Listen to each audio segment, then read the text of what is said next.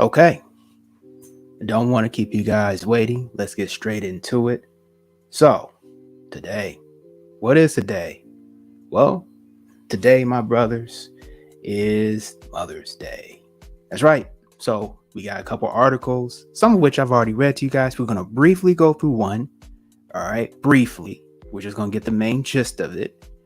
All right, if you want the full article, you're going to have to actually go and check it out off the tube. You guys know where to go. You know exactly where to go. So let's get to it. And we're going to be sharing the screen in a second. Give me a second, brothers. I will be back.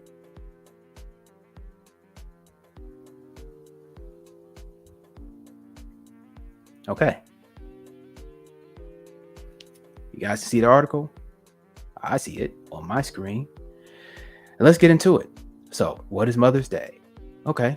Before the brunches, before the gifts and greeting cards, Mother's Day was a time for mourning women who remembered fallen soldiers. And were working for peace. Now, this article doesn't talk about the Franco-Prussian War that occurred, and you had another woman that actually tried to have a national day of unity for mothers. They didn't talk about her, but this was the successful one. All right. When Holiday went commercial, it was the greatest champion. That would be interesting because you have the founder's daughter who actually really detested Mother's Day.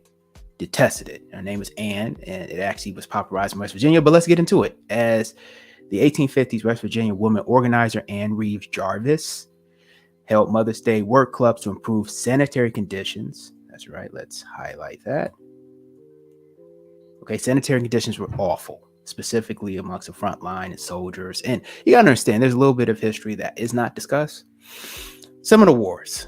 Seminole Wars actually occurred over this portion of history, 1850s to 60s, which nearly bankrupt quite a bit of your southern states because they were constantly building forts and going into different wars. And your so-called Seminoles were so-called enemy men, some. And you have Seminole Scouts. So you have a great book that you guys can go and actually pick up. It's called The Black Indian. You also have different books written by different individuals that were historians. You even have a president, famous president, Jackson, Andrew Jackson, talked about his detest for the Seminoles. And you can go to Andrew Jackson, amongst other presidents, official libraries, which are usually the collection of written material and works that are actually held. And he discusses in detail what the Seminoles were. He said, I cannot stand the dark or tawny Native Indigenous people that are Seminoles. Oh, wait, he hates them. And you have the Seminole War, which Andrew Jackson at Fort Negro, which is Jacksonville, he pushed them all the way down there. Now he had a lot of losses. Andrew Jackson and Team Jackson took L's. As they say, Team no L's, he took some L's. But he did actually repel them to Jacksonville, Florida. And they established a fort there. But this is neither here nor there. This is the 1850s. We're going into Mother's Day. So lower infant mortality rate by fighting disease and curbing milk contamination. Yeah, well, they didn't have refrigeration. So they had to actually use ice boxes and things of that nature. So yeah, a lot of milk contamination, all right? Because they have to be transported from place to place and they go bad. So you had a lot of heated carts. Basically, the train cars were hot, okay? Specifically when you're traveling down to West Virginia, Kentucky, Tennessee. Yeah, it wouldn't be so sanitary. So the enzymes in the milk will go bad and they will start to rot. It is what it is. The groups tended wounded soldiers, both sides, during the U.S. Civil War, 1861 to 65, she added. So, post-war, Jarvis and women, they organized Mother's Friendship Day picnics and other events as pacifist events uniting former foes. Julia Ward Howe, she's composer of the Battle Hymn of the Republic. There you go. And that's the Prussian, okay? Issued widely read Mother's Day Proclamation 1870. Okay, she wasn't so successful in internationalizing Mother's Day. Around the same time, Jarvis had initiated Mother's Friendship Day to Union and Confederate loyalists across her state. All right, Mother's Day, not Mother's Day. All right, so you had a president that actually brought Mother's Day in. All right, so She was from West Virginia. Let's look at the president. So the president that brought Mother's Day would be, I want to say Roosevelt, but I'm not sure. Okay, let's go down. All right, we're looking.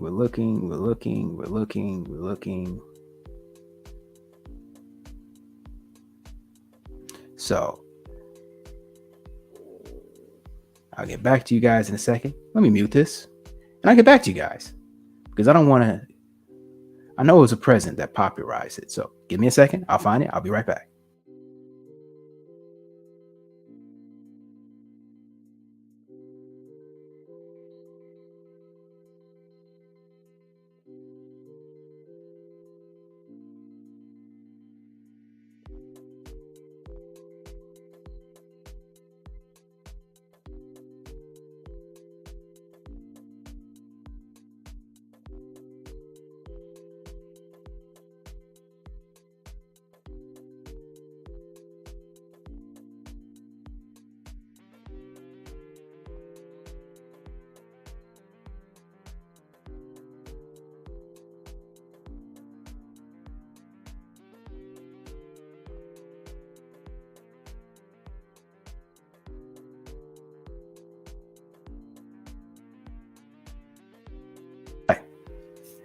So you had a U.S. president that popularized it around the 1920s. All right. And at the end of the day, it was then turned into a very commercial holiday. So you would sell Hallmark cards. And let's go into Hallmark real quickly. And they actually they were a company that wasn't doing so well at the beginning of their inception.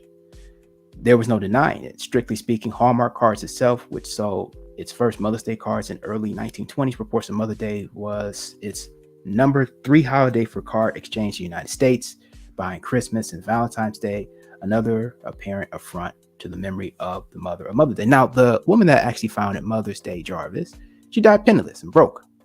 A printed card means nothing except that you're too lazy to write it for a woman who has done more for you than anyone else in the world, Jarvis once said. Okay, according to the book Woman Who Made a Difference, very good book. I've read that. And for candy, you take a box to your mother and then you eat it, most of it yourself. A pretty sentiment. Okay.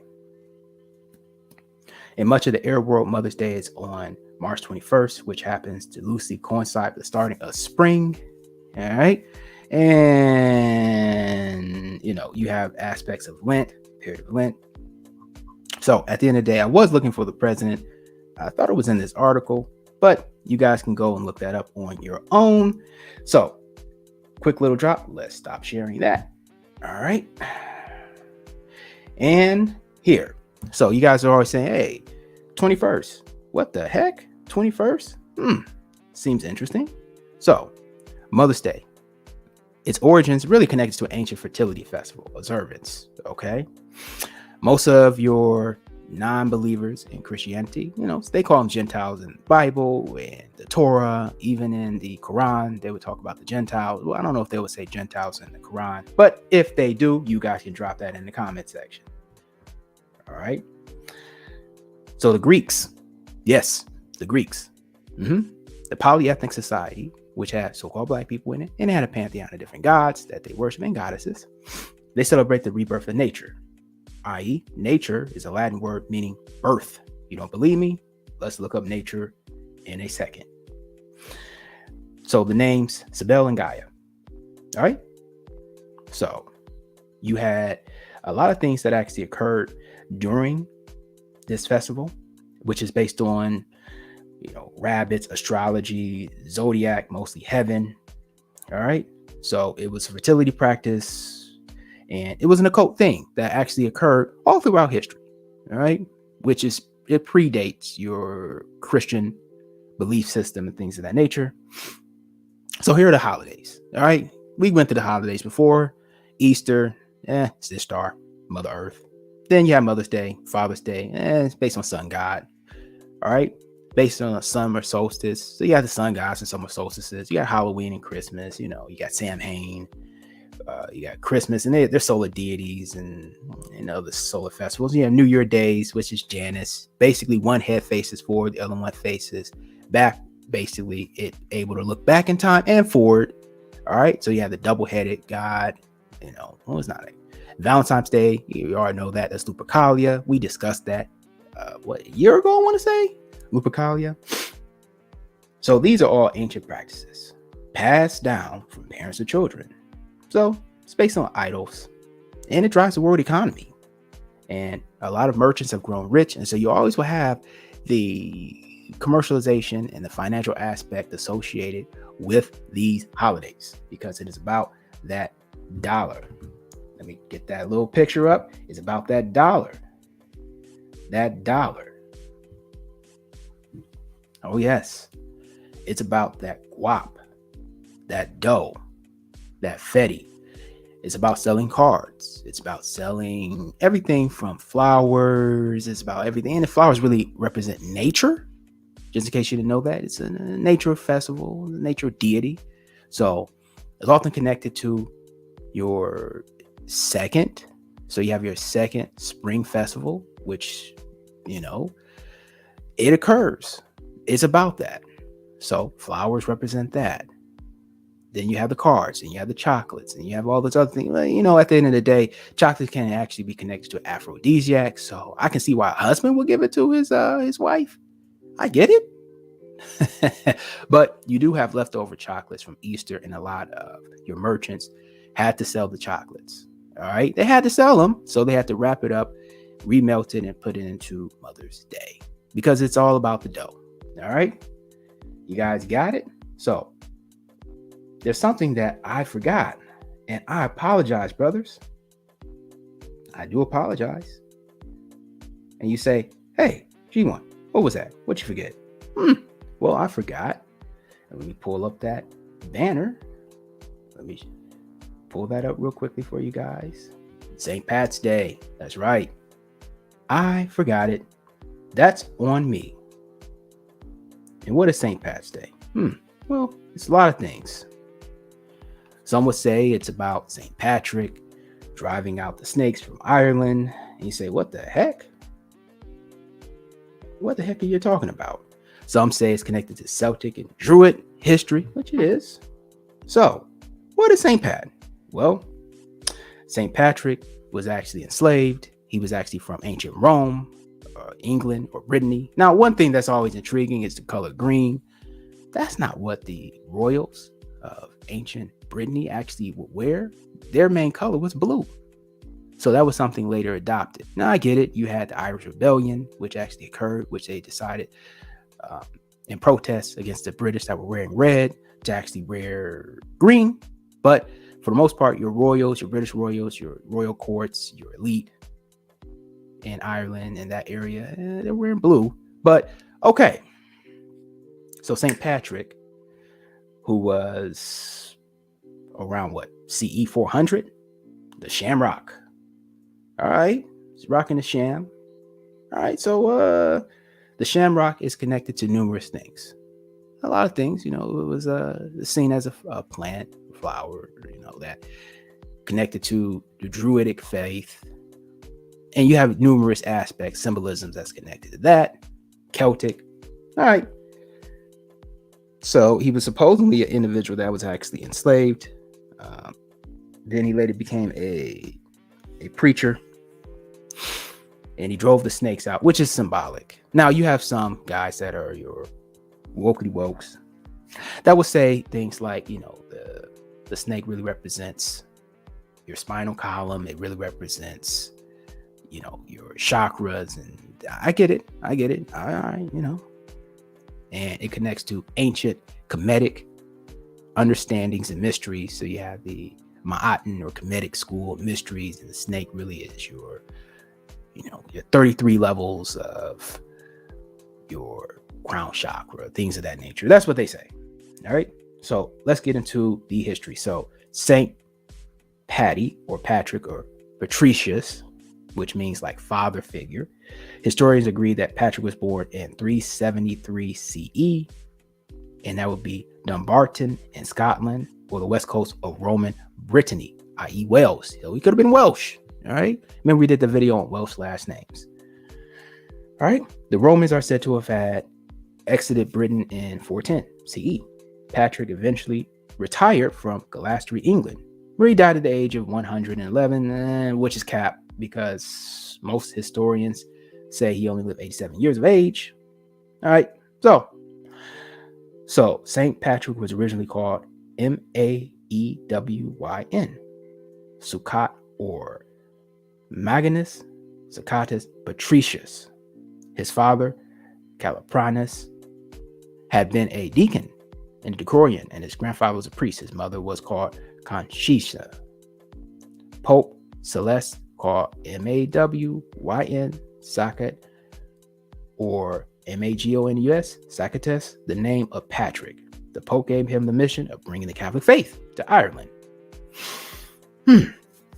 So, as I said, Patricius or Patris, it derives from Latin word meaning father of his people. Designation, Patris in Latin, Roman upper class name similar to patrician. So when you see dudes named Patrice, okay, or they call Patricius, like Patrice O'Neill, father of the culture.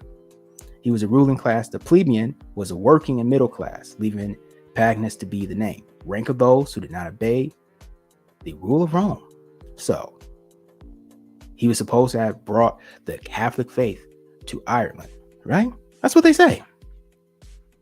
However, you had numerous wars that had occurred throughout this period, and he had a lot of, namesake within the Irish faith, and they brought this over to America, and you now see, again, the commercialization of St. Patrick's Day, which is mostly an American festival, with is how it's celebrated now, with the beer drinking and the painting of the rivers and the causeways and different waterways, which are near main cities, green and things of that nature.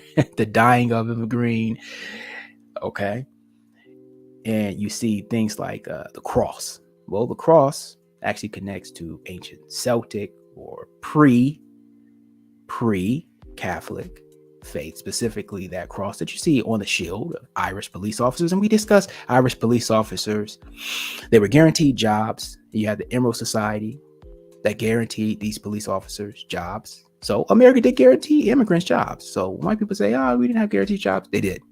Firemen, the Italian were guaranteed jobs with the fire department, and Irish were guaranteed jobs with the Irish, with the police, because you had a lot of gangs that existed that came over. And a good movie is Gangs in New York. You can also read it's New York and Boyhood Gangs. And this New York and Boyhood Gangs is actually a study in 1800s. And they talk about the gang population, the Irish leaders, which eventually led to the making of the Gangs in New York movie, because you had a boy problem, which they had to actually go and discover ways of getting these boys into school, getting them educated, i.e. getting them, I guess you can say, acclimated and indoctrinated into specific things. So boys normally form packs, hunting packs. This is a little bit esotericism. These hunting packs in specific environments then become gangs. All right, this is just natural behavior of young boys. So you had a lot of vagabonds. You had a lot of boys that were actually stealing, committing acts of wanton crime. They weren't very educated. A lot of the Irish, when they first came over, you had different famines that occurred, like the potato famine, and this led to a lot of people just being on their last wit's end. Okay, then of course you had the war between England and Ireland, and that went on for quite a bit. But we're talking about history that had occurred in, you're talking about 300 or 400 CE, Common Era. That's a long time ago. All right, so you have different Druidic orders that were engaged in different expulsions, specifically from Ireland. Some of them found their way over to France. Some of them found their way over to the Americas and Canada. It is what it is. But that's not what this is completely about.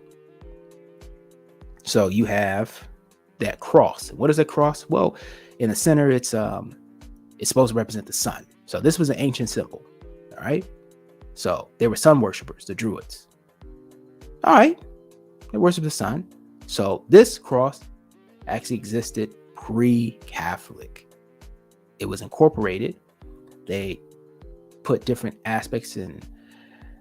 Sometimes you have different civilizations that something is such an earmark, it's such a symbol of that specific culture that they just incorporate it in, and then they'll actually say, well, this is now part of our imagery. When you have different civilizations that take over and they take these pagan imagery and pagan symbols and things and totems and they bring them into their own culture. It is what it is.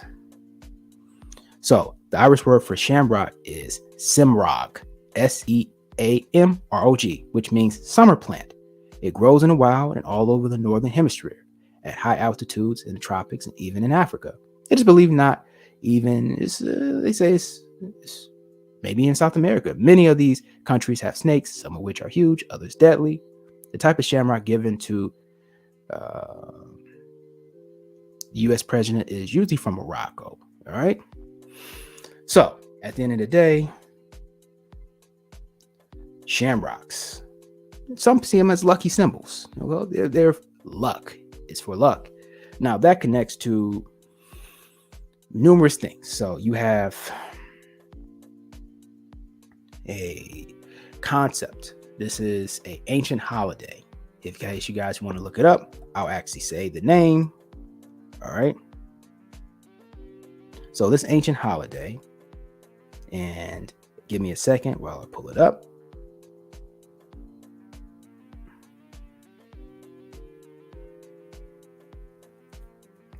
Is connected, not, you have a second spring festival that existed, which is right around the time of, guess what, St. Patrick's Day. So you have a lot of spring festivals that had occurred through ancient times, specifically through Europe.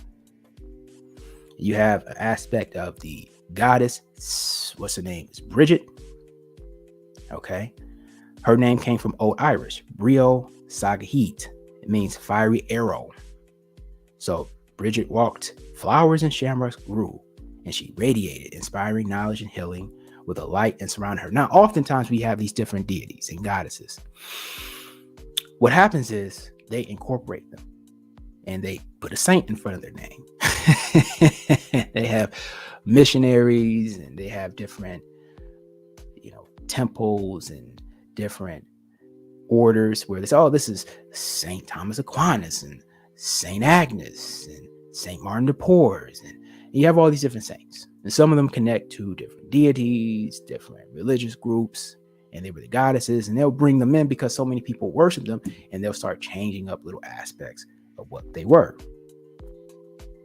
Okay, so you have embolic. What is embolic? Well, it means, I think it's Latin for in the belly. It could be Latin or Old Irish. I believe it's Old Irish. So embolic, Imbolic, is a pagan festival marking the beginning of spring, and it's the start of February, midway between winter solstice and spring equinox. So a lot of these things are connected to your different equinoxes, different festivals. These are very, very ancient things. All right, very ancient. And to this day, you still have people that light fires and keep candles for these specific deities and things of that nature. It is what it is. So right now I'm looking for the cross. And let's look at let's go, and I'll give me a second and I'll be right back. I'm gonna bring up this page. So this is Jewelry Company. Let me type this in. All right, I don't want you guys hearing me typing in. So I'll be right back in a second. Give me a second to type in.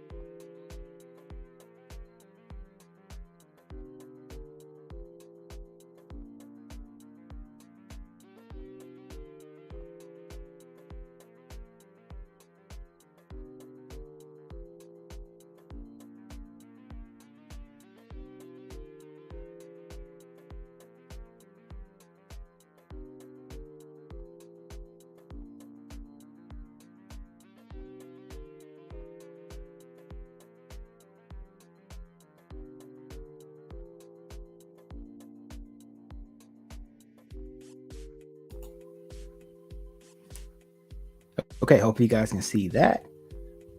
And let's get into it. So, the history of the Irish Celtic cross, origins and symbolism and meanings. All right. So, it's a jewelry company. It's a collection of jewelry companies. So, you guys can actually come here and purchase some jewelry if you want. And they have so many different jewelry companies you can buy from. So, the Celtic cross is known the globe as the Irish ancestry and tradition. Celtic crosses are more common in Irish countryside. Okay, let's look what they say. All right. It is believed that the earliest remaining high stone crosses in Ireland date back to the 8th or 12th centuries. The crosses themselves are frequently ornately carved. All right, biblical tales and inscriptions. And let's knock that out. All right. The Celtic cross the church in Howth, Ireland. Let's symbolism. Okay, here we go. Many people believe that the form of the cross head is distinguished. It is a Celtic cross from other types of crosses. The cross structural strength is provided by a ring form. Cross, the fact that the shape is necessary for earlier, more fragile wooden crosses that is continuous of design. Okay. Various theories have been advanced about the meaning of the ring, such as a halo or disc formed around the head, heavenly sphere, such as the sun. Again, the Celtics and Druids were sun worshippers. All right. As represented by the 5th century. Okay. An early depiction of the Celtic shield. Now, some people disagree. All right. It suggests that the historians of the fundamental design of the cross have been modeled by trees, which Celtics venerated. The early Christian missionaries arrived in Ireland in the 5th century, wanted to avoid upsetting the pagan Celts, and have been there for thousands of years by combining significant Christian iconography, such as the cross and halo, with significant Celtic iconography, such as trees and sun. The ideology would have been more friendly and agreeable, make it easy to convert. Okay, now this is just a blog. This is a blog which discusses the origins of the cross. All right, so you see the sun. Light is supposed to be emitted through. All right, most of these were originally made of wood. The wood that was of choice was oak. Oak is a very powerful wood within the Celtic or Druidic faith. That's why you get the word knock on wood. Basically, they're talking about knocking on an oak tree, which they deem to be a very holy tree. They will go into the woods and worship, and it will bring them good fortune, good luck, a lot of different things that connect with the Celts and Druids. And you also have so-called black people in Ireland that were very tiny. Some will call them pygmies. These are some of the ideals and concepts that create the leprechaun. And they were an ancient group of people. They had very good artwork, very good medicinal understanding of different plants and things of that nature. And you do have so-called black Irish, Picts, Peats. Over in Scotland, you have your Black Scotsmans, Black Highlanders. Okay, so you do have an ancient so-called black race of people in ancient Brittany.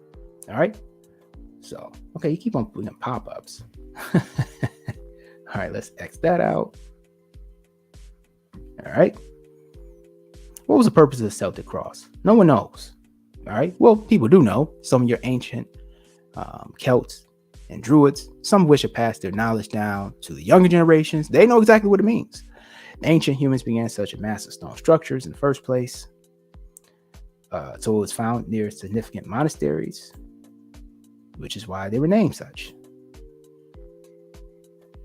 As a symbol of monastery riches and power to a particular event or patron. All right. Or the Irish High Kings. So you have Irish missionaries, local legends, blah, blah, blah, blah, blah. So how has it changed over time? Well, the earliest crosses from this period of time have arms that do not reach beyond the ring. The decorative patterns that have often portrayed ancient pagan symbols and geometric motifs. Later crosses from this time are often bigger and adorned with biblical iconography. So let's look. So this is what they used to look like. And now this is what they look like now. All right. So you get it? Got it? Go on. Let's stop sharing that. So, in jest, you have St. Patrick, and he was kidnapped. All right? Yeah, he was kidnapped. He escaped, returned to England. So he was actually Romanian. So he was from Brittany. All right? So he was not Irish originally. So he was sent there as a pope, a missionary. All right? But Ireland was populated by Celtic polytheists. You know, they believed in multiple gods, multiple goddesses. All right. There was no snakes in Ireland. So, yes, that is symbolic. He's known as the Apostle of Ireland, the founder of Christianity in Ireland. So, at the end of the day, some people believe that leaf for the shamrock symbolizes faith. Some believe it symbolizes Trinity. Some believe that the shamrock symbolizes many different things, but the shamrock connects back to the ancient Celtic Druids, and, you know, they had different meanings and purposes for it because they were people that believe in going up into the woods and nature and things of that nature. So they have a multiplicity of reasons for different gods and deities. It is what it is. But at the end of the day, Mother's Day, and let's get back to that. Mother's Day, its origins are not in cards. No, it's in veterans, soldiers, sanitary conditions for mothers, which was terrible back then. That's why a lot of women died in childbirth, but it was mostly for soldiers. They treated both sides, Confederate and Union. They took care of them. They gave them themselves. They sacrificed their time. They made legs with wood for soldiers that had their legs shot off or they got gangrene infection from bullet wounds. Medical technology wasn't at its best and pinnacle at that point. So oftentimes, if you got shot in the leg, that was pretty much so walking death. You more likely were going to lose your leg and you would have blood poisoning. So they would have to cut that leg off. They knew it. Unfortunately, a lot of soldiers lost their legs, lost their limbs, their arms, their eyes. They made everything from, they painted eyeballs. So they made different prosthetics that people can put in their eyes because people lost their eyes from explosions, from dynamite. They lost their eyes from bullets. They lost their eyes from assortment of different infections. So they had to actually replace them. They did a lot for those soldiers. They helped out. Okay. They formed foundations and different groups that could help throughout the years, these different veterans and soldiers. It had nothing to do with the veneration of nature, mother goddesses. It had nothing to do with the veneration of different spring festivals and equinoxes and the selling of cards and chocolates. That was later on a commercialization of the holiday, which the founder died penniless of this holiday. Penniless. She died poor. So I want you guys to understand that. She did not die a rich woman. Mother's Day. It's turned to a holiday which Ann Jarvis she despised what it had turned to. She was like, oh my gosh, I can't believe it's just this commercialized day, which means nothing. She was disgusted. And she didn't think that most of the mothers actually deserved to actually be celebrated and venerated for Mother's Day. Because most mothers, just because of your gender, you should be venerated and celebrated. No, she wasn't for that. She actually was disdained by this. She did many things to try to get Mother's Day stopped. Petitioned Congress. She wrote letters to different groups and unions to get it stopped, but it was already underway because it was making so much money. Now, you had different pendants and crosses that women would wear because they would help donate money to soldiers overseas. And of course, this is in the other video, and help bring home their deceased sons. And some were allowed to actually go over and retrieve their children overseas, or sons overseas, and bring them back. And there's different funds set up for that. And you guys can go and watch that other video. You can see about all those different things that was actually done in the past. So,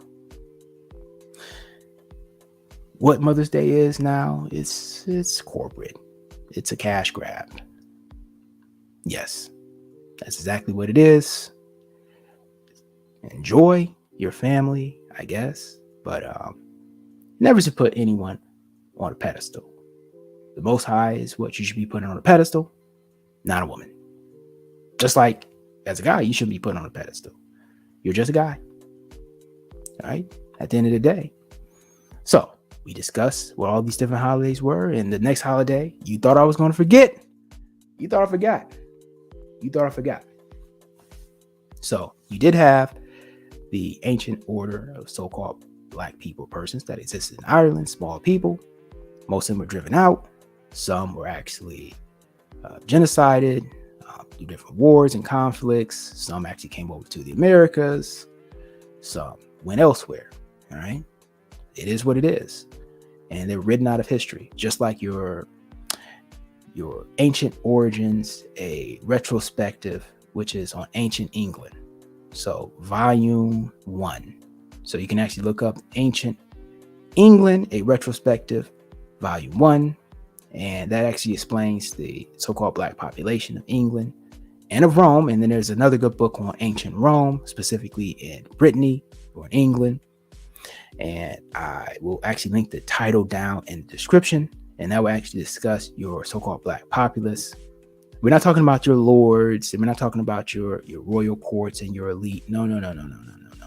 We're just talking about the people the commoners that existed in those areas in Ireland, Welsh, and Scotland. That's what we're talking about.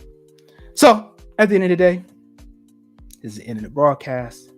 Hope you guys all having a good day. And I'm about to be out. So peace, brothers. Keep your heads up. Hope your day is going well, and try not to eat too much on this holiday.